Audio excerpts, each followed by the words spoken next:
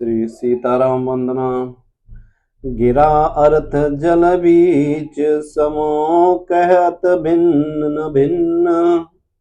बंदौ सीता राम पद जिनो परम प्रिय खिन्न लखन सिया राम। मानस बालकांड 2:18।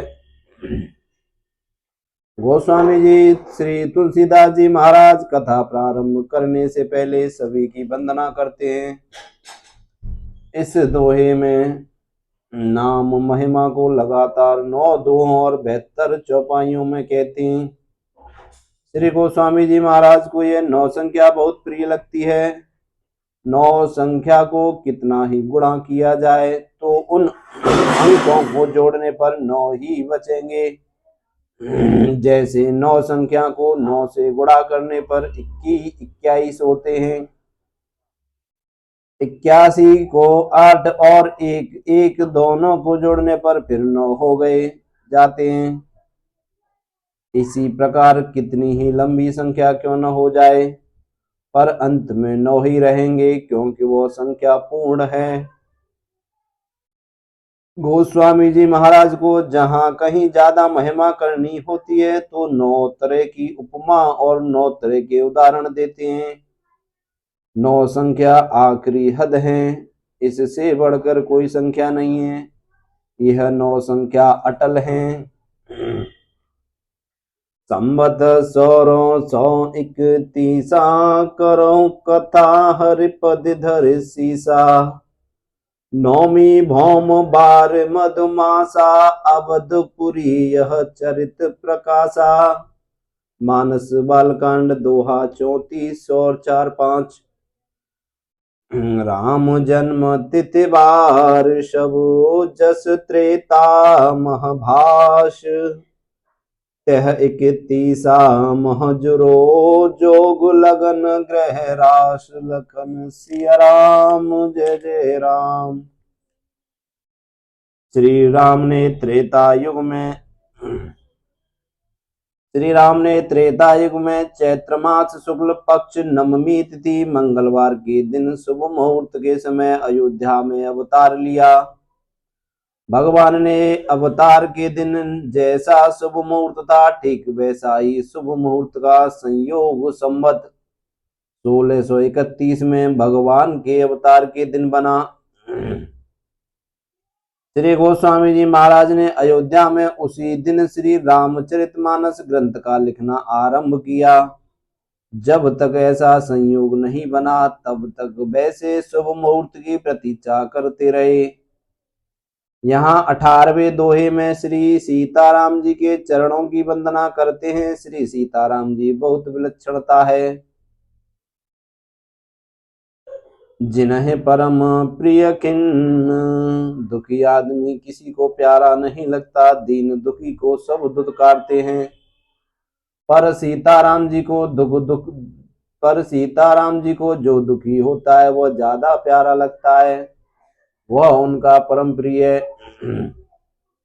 उस पर विशेष कृपा करते हैं। उन सीताराम जी के चरणों में मैं प्रणाम करता हूँ। श्री सीताराम जी अलग अलग नहीं है, इस बात को समझाने के लिए 2 दृष्टांत देते हैं। जैसे गिरा रथ और जल बीच में कहने का तात्पर्य के बाणी और उसका अर्थ कहने में 2 हैं पर वास्तव में 2 नहीं 1 हैं। बाणी से कुछ भी कहोगे तो उसका कुछ न कुछ अर्थ होगा ही, और किसी को कुछ अर्थ समझना हो तो बाणी से ही कहा जाएगा। ऐसे परस्पर अभिन्न है। इसी तरह जल होगा तो उसकी तरंग भी होगी। तरंग और जल कहने में 2 हैं पर जल से तरंग या तरंग से जल अलग नहीं है, एक ही है। गिरा और बीची ये दोनों स्त्रीलिंग पद हैं। अर्थ और जल ये दोनों पुल्लिंग पद हैं। ये दोनों दृष्टांत सीमा और राम की परस्पर अभिन्नता बताने के लिए दिए गए हैं। इनका उलट पुलट करके प्रयोग किया गया है। पहले गिरा स्त्रीलिंग पद कहकर अर्थ पुल्लिंग पद कहा गया। यह तो ठीक है, क्योंकि पहले सीता और उसके बाद राम है। पर दूसरे उदाहरण में उलट दिया, अर्थात जल पुल्लिंग पद पहले रखा और उसके बाद बीची स्त्रीलिंग पद बाद में रखा। इसका तात्पर्य राम सीता हुआ। इस प्रकार कहने से दोनों की अभिन्नता सिद्ध होती है। सीताराम सब लोग कहते हैं, पर राम सीता ऐसा नहीं कहते हैं। जब भगवान के प्रति विशेष प्रेम बढ़ता है उस समय सीता और राम भिन्न भिन्न नहीं दिखते। इस कारण किसी को पहले कहें किसी को पीछे कहें यह विचार रहता। तब ऐसा होता है। श्री भरत जी महाराज जब चित्रकूट जा रहे हैं तब प्रयाग में प्रवेश करते समय कहते हैं,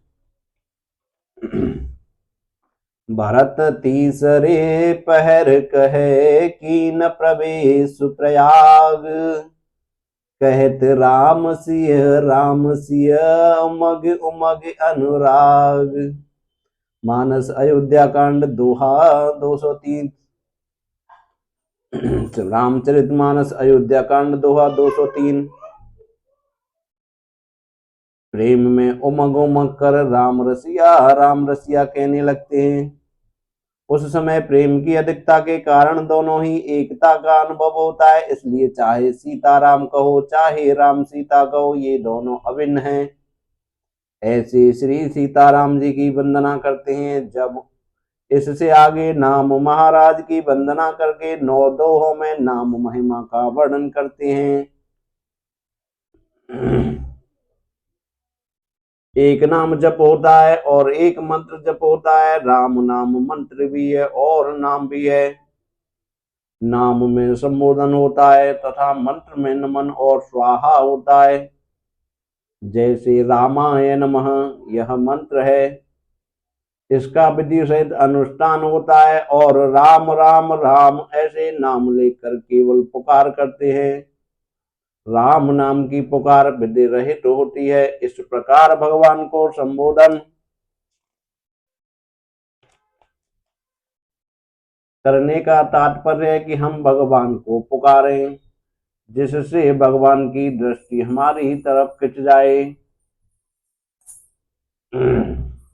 कैसा ही क्यों न हो जन